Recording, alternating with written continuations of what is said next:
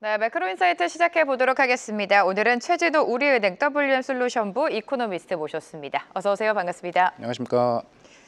네, 트럼프 2기 행정부가 7년 만에 셧다운에 돌입을 했습니다. 트럼프 대통령은 공무원 해고를 지금 예고를 하고 있고요.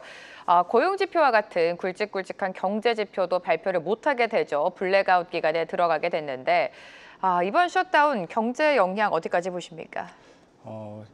셧다운이 7년 만에 나타났었죠. 네. 그래서 굉장히 셧다운이라는 단어가 조금 젊으신 분들에게는 낯섰을 수도 있는데요. 부담 요인이죠. 예, 네. 한 50년 정도 미국의 그 경험을 놓고 보게 되면 뭐 한두 번 있었던 건 아닙니다. 셧다운이 한 20번 정도 차례가 있었고요. 평균적인 기간은 약 한 14일 정도가 됐습니다. 그래서 이번에도 한 14일 정도 될 거다라고 그런데 얘기를 하기에는 이게 정치적인 이슈이기 때문에 예상하기가 너무 힘들다는 것이죠. 그렇기 때문에 이번에 뭐 어떻게 며칠 동안 갈지는 모르겠지만 분명한 것은 이제 과거의 살화들을 조금 이제 보시게 되면 셧다운으로 인해서 그것으로 인해서 어떤 시장이 직접적으로 타격을 입는다든지 성장률이 크게 하락하든지 하는 그런 직접적인 영향은 크지 않았었다라는 것입니다. 근데 다만 이제 올해 같은 경우에는 지금 통화 정책, 미국의 통화 정책이 지금 변화해가는 이제 그런 과정에 있고요. 그런 과정에 있어서 이제 한 달 한 달, 매달 발표되는 고용 지표라든지 물가 지표 이런 것들이 굉장히 중요한 그런 판단의 자료가 되는데 네. 이런 것들이 이제 발표가 자꾸 이제 지연이 되게 되면 연준의 입장에서 그리고 이런 것들을 보고 판단을 해야 되는 투자자들의 입장에서는 굉장히 좀 혼란스러운 상황이 지속될 네. 수밖에 없을 것 같습니다. 그런 혼란스러운 상황이 지속된다면 이제 일부 투자자들은 이런 것들을 이제 포지션을 좀 중립으로 받고 싶어 하는 이제 그런 욕구가 커질 수 있겠고요. 이제 그런 것들로 인해서 약간의 체액 매물이 나오고 그러는 과정에서 시장이 약간 출렁이는 이제 그 정도의 변동성은 충분히 있을 것 같긴 합니다. 네, 셧다운이 7년 만에 돌입이 됐고요. 7년 전도 사실 트럼프 행정부 1기였습니다. 35일 동안 진행이 됐었고 시장 영향이 그렇게 크지는 않았다라고 말씀해 주셨지만 지금은 연준이 주요하게 보고 있는 지표들이 공개가 되지 않기 때문에 우리가 흔히 말하는 깜깜이 랠리가 좀 지속될 수도 있다. 이런 우려가 있는 것 같습니다. 하지만 그럼에도 불구하고 간밤 미증시 흐름 다들 보셨겠지만 S&P 500 지수는 다시 한번 사상 최고치를 경신하면서 오히려 상승 흐름을 보여줬습니다. 미증시의 상승은 우리가 어떻게 해석을 하면 좋을까요? 미국 주식 네. 같은 경우는 정말 저도 궁금할 정도로 정말 조정이 없고 장기간 6개월 동안 동안 지금 조정이 없습니다. 랠리를 네. 보여오는 그런 장세인데요. 보통 이제 주가가 가는 메커니즘은 정말 그냥 간단하게만 말씀드리면 기대감에 의해서 성장성에 의해서 사람들이 매수를 하고 네. 그 기대감을 충족시킬 수 있는 기업 실적이 발표가 되면 또 그것이 다시 성장성을 자극하고 이러는 과정들이 선순환 일어나면서 주가가 상승을 하게 되죠. 근데 이러한 과정에서 기업들이 쉬운 말로 땅 파서 장사하는 것이 아니기 때문에 분명히 기업이 성장하는 데는 비용이라는 것이 들어갑니다. 네. 근데 아무래도 그 비용이라고 하는 것은 매크로적인 환경에서 놓고 봤을 때 물가라든지 금리 이런 데 많이 영향을 받을 수밖에 없겠죠. 근데 미국의 물가 같은 경우에는 지금 과거에 그러니까 우리가 코로나 이전까지는 학계에서 또는 이제 시장 많은 관계자들이 도대체 미국 물가가 왜 항상 2% 이하이냐, 왜 이렇게 물가가 낮은가 이것에 대해서 고민을 많이 했었거든요. 그런데 이것이 코로나를 거치면서 물가가 왜 안 떨어질까를 바뀌었습니다. 네. 그래서 이런 것들이 기업들의 입장에 있어서 어떻게 보면 굉장히 부담요일 수는 있지만 우리가 이제 실질금리라고 하는 측면에서 놓고 보시게 되면요, 명목 금리에서 이 물가 상승률을 차감한 값을 우리가 실질금리라고 부릅니다. 근데 이 물가 상승률 자체가 상대적으로 높다 보니까 실질금리는 이제 낮아지는 효과를 이제 볼 수가 있는 거죠. 네. 그렇기 때문에 이제 이러한 효과들 때문에 그러한 효과들이 미국 주식시장의 고질적인 문제인 항상 고평가 부담, 고밸류에이션 부담이라는 것을 조금은 완화시켜주는 이제 그런 쪽으로 작용했다라고 볼 수가 있겠고요. 또한 이제 두 번째 요인 같은 경우는 계속해서 그러니까 코로나 이후로 마찬가지죠. 미국 주식시장을 이끌고 있는 이제 그런 주도주 종목들을 보시게 되면 대부분이 다 하이테크 산업을 기반으로 한 네. AI, 반도체, 뭐 로봇 같은 이제 그런 종목들이 많습니다. 근데 그러한 이제 종목들, 그러한 산업들이 가지고 있는 특징 중에 하나는 또 뭐냐 하면 굉장히 이제 노동 집약적인 산업이라기보다는 투자와 기술 집약적이라는 것이죠. 그렇기 때문에 기술 발전의 단계에서 우위에 있고 또 투자를 대규모로 많이 할 수 있는 그런 네. 자금 여력을 가지고 있는 미국의 입장에서는 그러한 성장성 팩터들이 함께 어우러지면서 밸류에이션 부담을 조금은 완화시켜주는 그러한 시너지 효과를 내면서 계속해서 상승할 수 있었던 것이 아닌가 이렇게 보고 있습니다. 네, 미국장은 6개월 동안 조정 없이 계속해서 상승 랠리를 이어가고 있고요. 미국 시장을 주도하고 있는 거는 AI 산업, 빅테크가 되겠죠. 또 하나의 이유로 지금 유동성이 많이 풀리지 않았습니까? 네. 현재 유동성이 얼마나 풀렸는지 그 현황도 좀 짚어봐야 될 것 같아요. 지금 유동성을 체크하는데 이제 여러 가지 지표가 있습니다만 가장 이제 매크로 환경 측면에서 대표적으로 보는 이제 M2 통화량이라고 하는 것이 있는데요. M2 통화량은 이제 글로벌리 놓고 보시게 되면 뭐 유럽도 마찬가지고요, 미국도 마찬가지고 둘 다 3%대 정도의 성장률 증가율을 지금 보이고 있는 그런 상황입니다. 이제 통화량이 증가했다라는 것은 그만큼 이제 시중에 돈이 많이 풀렸다라는 얘기고요. 우리가 이것과 함께 또 중요하게 봐야 될 지표가 뭐냐면 그 풀린 돈들이 얼마나 빨리 잘 돌고 있느냐라고 하는 것을 나타내는 통화 유통 속도라는 건데요. 이 통화 유통 속도는 지금 2분기를 기준으로, 2, 4분기를 기준으로 미국이 한 1.3, 1.4 정도까지 지금 올라온 상황입니다. 그럼 이것이 추가적으로 더 올라갈 수 있느냐, 즉 돈이 더 빨리 돌 수 있느냐, 이것을 한번 판단을 해봐야 되는데 여기서부터는 약간 어려운 얘기가 조금 들어갈 수 있어요. 화폐수량 방정식이라고 하는 이제 우리가 경제학에서 사용하는 이제 그런 방정식이 있는데요. 뭐 쉽게 말씀드리면 통화량과 통화 유통 속도를 곱한 것은 물가와 실질 성장률, 총 생산량을 곱한 것과 같아야 된다라고 하는 그런 방정식입니다. 근데 지금 뭐 그냥 간단하게 직관적으로 생각을 해보시게 되면요, 미국 성장률 한 1.8% 후반, 1% 후반, 2% 정도 예상을 하고 물가가 한 3% 정도 잡는다면 3 곱하기 2는 6이죠. 근데 아까 이제 M2 통화량 같은 경우는 3 정도, 3%대라고 말씀드렸습니다. 그렇다면 직관적으로 놓고 봤을 때 통화 유통 속도는 2에 가까운 숫자까지 올라갈 수 있다라는 것이고요. 통화 유통 속도가 올라간다라고 하는 것은 돈이 더 그만큼 빨리 돌고 잘 수환이 된다라고 하는 것이기 때문에 이런 것들이 올라가는 과정에서는 충분히 유동성 효과 이런 것들에 의해서 위험자산 선호 현상이 조금은 더 이어질 수 있을 것 같다, 이렇게 보고 있습니다. 유동성 효과를 조금 더 기대해봐도 좋겠다라고 말씀해 주셨고요. 지금 미국을 비롯해서 주요국들은 금리 인하 사이클에 돌입을 했습니다. 그런데 일본만은 금리 인상으로 그 기조를 좀 가져가고 있는데 10월에도 동결보다는 금리가 인상될 것이다. 그 가능성이 높아지고 있습니다. 그 이유는 무엇이고 연내 그런 BOJ가 얼마만큼의 금리 인상을 단행할 거라고 보십니까? 일본 같은 경우에는 이제 주요국하고 통화 정책의 사이클이 항상 좀 엇나가는 그런 경향이 좀 있습니다. 특히나 이제 코로나 이제 직후에는 상당 기간 동안 저금리를 계속 유지를 하면서 미국하고 금리차가 많이 벌어지기도 했었는데요. 아시다시피 일본은 저금리, 마이너스 금리 수준을 상당히 오랫동안 유지를 해왔기 때문에 통화 정책 정상화라는 차원에 있어서 기준금리 인상 사이클을 계속해서 밟고 있는 상황이고요. 추가적으로 이제 10월 BOJ의 10월 통화정책회의에서 일본의 기준금리 인상이 높아지는 이유는 모든 조건이 다 부합을 해갔기 때문에 그렇습니다. 그래서 조건이라고 하는 것은 쉽게 말씀드려서 인플레이션, 일본 같은 경우는 지금 2.7%까지 지금 기록을 하고 있는 상황이고요. 그리고 임금 상승률도 지금 높아지는 상황이고, 또 어제 발표된 일본의 우리나라로 치면 이제 기업 경기 실사 지수 같은 BSI 지수라고 비유를 할 수 있는 일본 제조업의 단칸 지수도 14포인트 정도 기대하면서 굉장히 기록을 하면서 굉장히 지금 경기가 개선되는 쪽으로 가고 있는 상황입니다. 그렇기 때문에 이러한 상황을 이용해서 통화정책 정상화를 계속해서 진행할 필요가 있겠고, 그런 측면에서 놓고 본다면 10월 금리 인상 가능성은 충분히 열려있다라고 보고 있습니다. 하지만 계속해서 뭐 추가적으로 인상할 수 있느냐, 이것에 대해서는 약간 이제 보수적으로 보고는 있는데요. 일본 이제 중앙은행 이제 관계자들도 여러 가지 발언들을 보시게 되면 미국에서 지금 실시하고 있는 여러 가지 관세 정책들, 그리고 금융시장에 대한 안정, 이런 정책 목표를 같이 좀 모니터링하면서 나가야 될 필요가 있기 때문에 공격적인 기준금리 인상이다라고 보기에는 조금 무리가 있고, 통화 정책이 정상화돼 가는 단계에 있다라는 정도로 보시는 게 합리적인 해석일 것 같습니다. 네, 이번 10월에 BOJ는 금리를 인상할 것으로 예상하지만 그렇다고 해서 연내 추가적인 공격적인 금리 인상은 제한적일 것이다라고 전망을 해주셨습니다.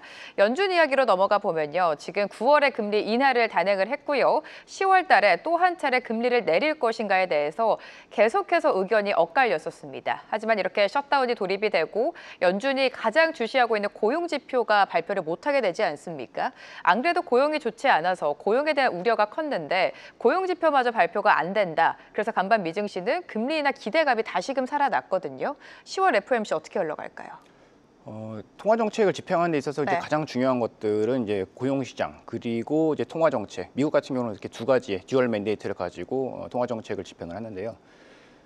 그 두 마리의 그 토끼, 그러니까 두 목표 중에서 어떤 정책을 더 우위에 둘 것인가라고 하는 것은 상황마다 약간씩 달라지긴 합니다. 근데 지금까지 연준의 통화 정책 목표는 상당히 물가 쪽으로 많이 무게 중심이 쏠려 있었죠. 그런데 지난 이제 8월 말에 열렸던 잭슨 홀 미팅에서 그 물가보다는 이제 앞으로 고용 시장이 둔화되고 있다라는 쪽에 조금 더 무게 중심이 이동을 했고요. 그리고 실제로 고용 지표들도 계속해서 둔화가 되고 있는 상황입니다. 특히나 이번 고용 지표 미국 노동 통계부에서 발표하는 그런 고용 지표는 확인이 불가능하다라고 하더라도 네네. 앞서 발표되었던 이제 ADP 민간 고용 같은 그런 지표들이 이미 큰 폭으로 많이 하락을 했기 때문에 이번에 노동 통계부에서 발표되는 그런 고용 보고서들도 좋다는 쪽으로 기대를 하기가 조금 힘든 그렇죠. 상황이죠. 그렇게 놓고 본다면 이미 9월 FOMC에서 연준 위원들이 생각을 간접적으로 전달을 한 점도표를 가장 이제 기준점으로 삼는 것이 합리적인 전망이다라고 보고 있고요. 그 전망에 따르면 이제 남아있는 10월 FOMC 그리고 12월 FOMC에서 연속적으로 25bp씩 인하를 하는 그런 시나리오를 예상을 하고 있습니다. 그렇기 때문에 이번 10월에도 그 기조에서는 뭐 크게 변하지 않을 거다라고는 보고 있고요. 근데 이제 다만 우리가 조금 깊게 좀 생각을 해봐야 될 부분은 내년의 통화 정책 어떻게 될 것인가라고 하는 것을 이제 지금쯤 한번 생각을 해보셔야 되는데 내년의 통화 정책 연준이 기준금리 더 내릴 것이다라고 하는 기대는 이번 점도표에서 오히려 줄어들었습니다. 한 번으로 줄어들었죠. 네. 그렇기 때문에 지금 금융시장의 기대는 내년에도 굉장히 큰 폭의 금리 인하를 기대를 하고 있는데 과연 이런 기대까지 계속해서 충족시킬 수 있을 것인가라고 하는 것에 대해서는 좀 점검 포인트로 삼아볼 필요가 있을 것 같습니다. 네, 셧다운으로 인해서 고용 지표가 발표되지 않지만 우리가 이전 지표를 봤을 때 이미 미국 고용이 많이 악화되고 있다는 점을 확인을 했습니다. 그렇기 때문에 다시금 10월 금리 인하 기대감이 커지고 있는 것 같은데 앞서서 일본 이야기도 하지 않았습니까? 일본이 10월에 금리 인상을 단행하고 반대로 10월 FOMC에서 금리 인하가 나온다면 시장이 우려하는 엔캐리 트레이드의 청산은 어떻게 흘러갈까요? 예, 엔캐리드 트레이드 청산 우려는 우리가 가까운 과거에도 한번 경험했습니다. 그렇죠. 예, 작년 여름이었죠. 작년이었죠. 근데 작년 여름을 생각을 해보시게 되면 이제 작년 여름에도 똑같이 미국이 여름철 이제 고용 지표가 큰 폭으로 이제 쇼크를 한번 이제 받았었고요. 그리고 일본은 점진적인 통화 정책 정상화 과정에 있어서 기준금리 인상 기조를 계속 밟고 있었고, 미국은 고용 지표가 깨지면서 드디어 기준금리 인하를 개시할 거다라는 기대가 급격하게 높아지면서 네. 미국과 일본 간의 이 금리 차이가 급격하게 줄어들던 그런 시점이었습니다. 그렇게 되면 이제 엔화 강세, 즉 엔달러 환율이 낮아질 수밖에 없겠고, 글로벌 금융시장에서 상당 기간 동안 저금리라는 환경을 이용해서 캐리 트레이드 투자를 해왔던, 그러니까 조달 통화로서 엔화를 매수해왔던 이런 세력들이 엔화를 다시 내놓게 되면 그런 것들이 캐리 트레이드 포지션에 영향을 미치기 때문에 급격히 청산되는 이런 효과가 작년 여름에 한 번 있었는데요. 지금 올해 같은 현상을 올해를 좀 놓고 보시게 되면 일본은 여전히 기준금리 인상 사이클을 밟고 있습니다. 하지만 앞에서 말씀드렸던 것처럼 그 인상 사이클의 속도는 굉장히 완만한 수준으로, 즉 통화 정책 정상화가 돼가는 과정 정도로 네. 해석을 하고 있고요.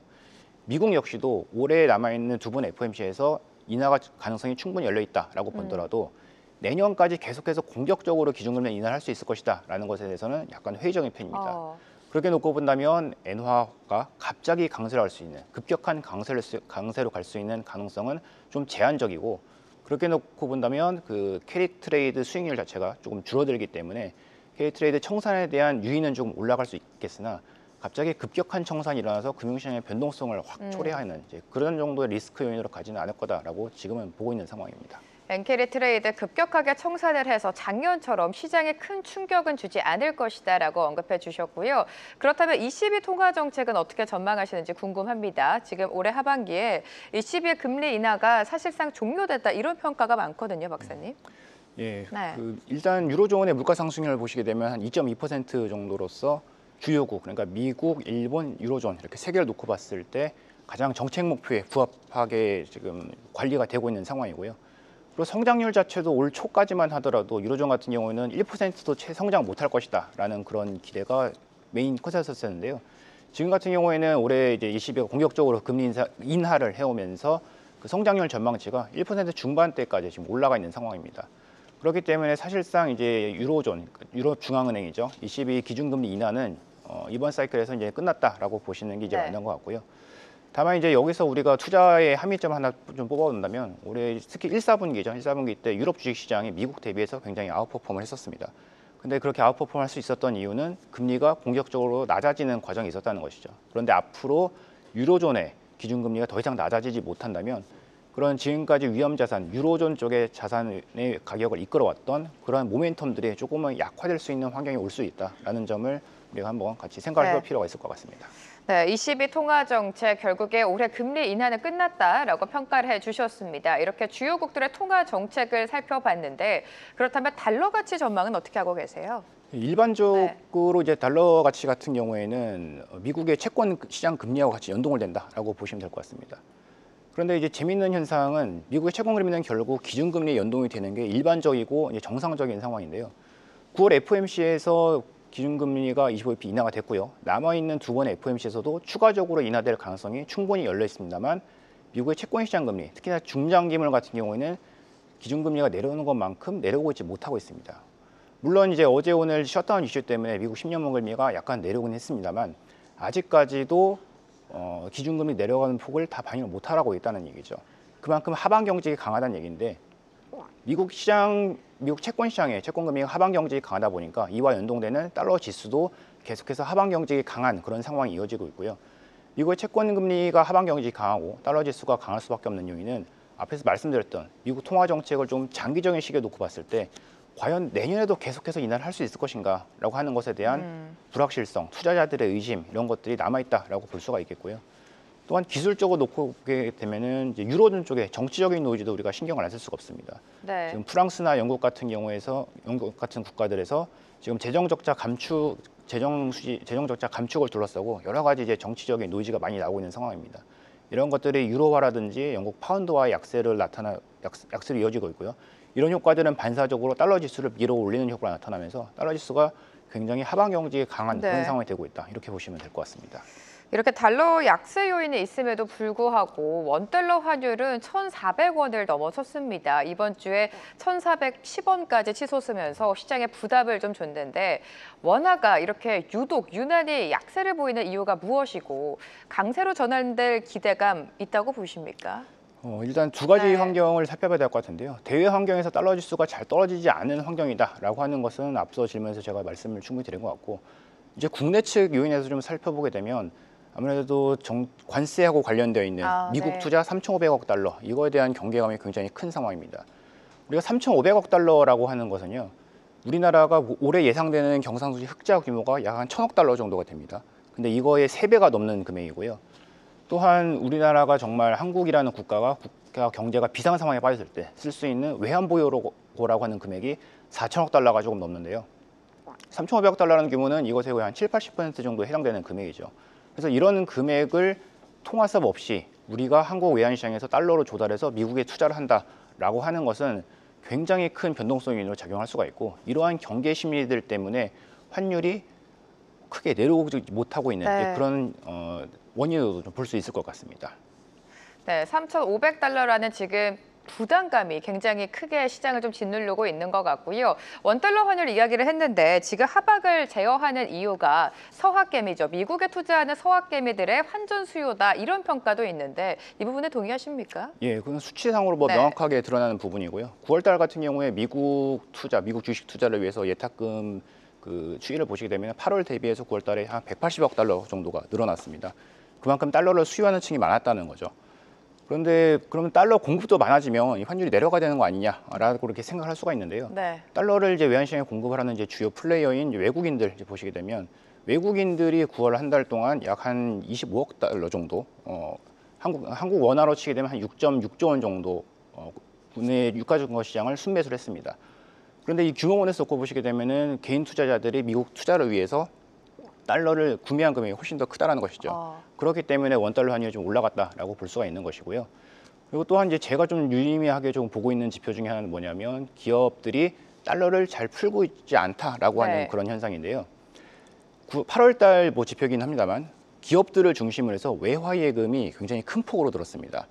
그 얘기는 수출을 열심히 하는 그런 기업들이 달러를 벌어가지고 왔을 때 이것을 서울 외환시장에서 환전을 하고 달러를 풀어야지 달러가 좀 공급이 되면서 원달러 환율이 내려갈 수가 있는데 앞에서 말씀드렸던 그런 3,500억 달러에 대한 그런 경계감 그리고 대외 환경에서 달러 지수가 잘 빠지지 않는 그러한 그림들 이러한 요인들 때문에 기업들이 쉽게 달러를 내놓지 않고 있다는 것이죠. 네. 달러 예금으로만 가지고 있는 이런 현상이 계속되고 있기 때문에 한국에서 열심히 수출해서 달러를 벌어오는 그런 기업들이 좀 달러를 많이 풀어야지만 원달러 좀 내려갈 수 있을 거다, 이렇게 보고 있습니다. 달러가 여전히 풀리지 않고 있는 점도 원달러 환율의 지금 상승 요인이 되고 있는 것 같은데, 이렇게 원달러 환율이 1,400원대를 계속해서 유지하게 된다면 외국인의 자금 이탈 우려도 커질 수밖에 없습니다. 9월장에 외국인 투자자가 적극적으로 들어왔다고는 하지만 1년을 봤을 때는 아직까지는 매도 우위가 더 큰 상황이거든요. 10월장에 외국인의 수급은 어떻게 예상하세요? 아무래도 유동성 효과가 조금 있고요. 네. 그리고 최근에 오늘 장세만 보셔도 누구나 다 아실 수 있을 것 같은데요. 미국의 이제 주도주들이 할 수 있는 기술주라든지 이런 하이테크 기업들이 한국의 반도체를 굉장히 많이 수요를 하고 있습니다. 특히 한국의 반도체 같은 경우는 메모리 반도체를 중심으로 해서 삼성전자, 하이닉스 같은 이런 강기업들이 많이 있기 때문에 외국인들이 더 사지 않을 이유가 없다라고는 지금 보고 있는 그런 상황이고요. 그리고 또한 미국 주식시장이 가지고 있는 가장 고질병인 고평가 부담이라는 네. 것을 가격 측면에서 놓고 봤을 때 한국도 사실 이제 밸류에이션상으로 놓고 볼 때는 그렇게 싼 구간은 지났습니다. 하지만 이제 페어밸류 정도까지는 올라왔고요. 이 페어밸류보다 조금 더 이제 비싼 구간으로 진입을 하고 있는데, 미국 같은 경우에는 역사상 가장 고점인 수준인 99년 닷컴 버블 꿰되기 직전 레벨까지 올라온 그런 상황이거든요.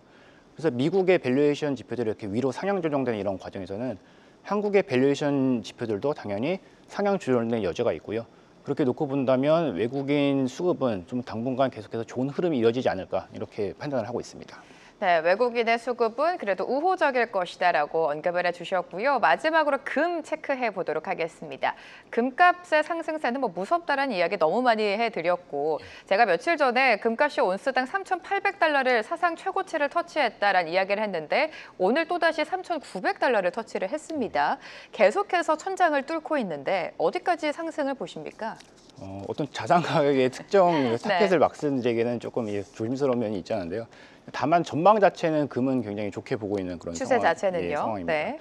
일반적으로 이제 금 같은 경우에는 이제 과거에는 대표적인 안전자산이었습니다. 그렇기 때문에 주식을 투자할 때 금을 같이 투자함으로써 주식이 깨졌을 때 그 수익률을 보완해 줄 수 있는 수단으로 사용을 했었는데, 최근에 나타나고 있는 몇 년간의 현상을 보시게 되면 미국 S&P도 30% 올랐고요. 금도 30% 이상 올랐죠. 이렇게 위험자산과 안전자산이 같이 가고 있는 현상 이면에는 금이라고 하는 그런 투자 자산을 수요하는 수요층이 굉장히 다변화되었다라는 것이고요. 그 수요층이 다변화되었다라고 하는 것에는 가장 중요한 플레이어인 주요 신흥국들의 금 보유량이 많이 늘었다라는 측면을 우리가 한번 생각해 볼 수가 있을 것 같습니다. 그래서 또한 앞으로 미국이 연준이 기준금리를 인하를 하게 되게 된다면 실질금리도 조금 이제 낮아지는, 그리고 채권금리도 크게는 안 낮아지겠지만 조금 낮아질 수 있는 그런 환경을 갈 수가 있는데요. 그렇게 된다면 금이 좀 반사적인 이익을 볼 수 있을 가능성도 굉장히 높고요. 또한 한국 투자자들에게 좀 긍정적인 뉴스를 또 하나, 소식을 하나 좀 들어보자면, 원래는 금 가격이 상승을 할 때 달러 가치는 보통 하락을 합니다. 그래서 원달러 환율이 하락을 하죠. 그리고 금은 우리가 달러로 투자를 합니다. 그렇기 때문에 금 가격이 올라도 원달러 환율이 하락하는 것 때문에 이 금 가격 전체의 상승 요인을 약간 갉아먹는 이제 그런 현상이 나타났었는데요. 최근에는 앞에서 말씀드렸던 것처럼 지금 서울 외환시장을 지배하고 있는 여러 가지 리스크 요인 때문에 원달러 환율이 크게 빠지기가 좀 어려운 그런 상황입니다. 그리고 금 가격이 조금 더 반등해서 간다면 금 가격도 강하고 달러도 강한 이런 환경이 당분간은 조금 이어질 수 있기 때문에 금에 대한 전망은 상당히 좀 좋게 보고 있는 그런 상황이다, 이렇게 말씀드릴 수 있을 것 같습니다. 네, 금값이 연일 사상 최고치를 경신하고 있음에도 불구하고 추세 자체는 여전히 상승이다라고 짚어주셨습니다. 매크로인사이트 최진호 우리은행 W솔루션부 이코노미스트와 오늘 함께했습니다. 고맙습니다. 감사합니다. 계속해서 다양한 경제 이슈를 알고 싶다면 구독과 좋아요, 알림 설정 부탁드립니다. AI 캐스터 권미정이었습니다.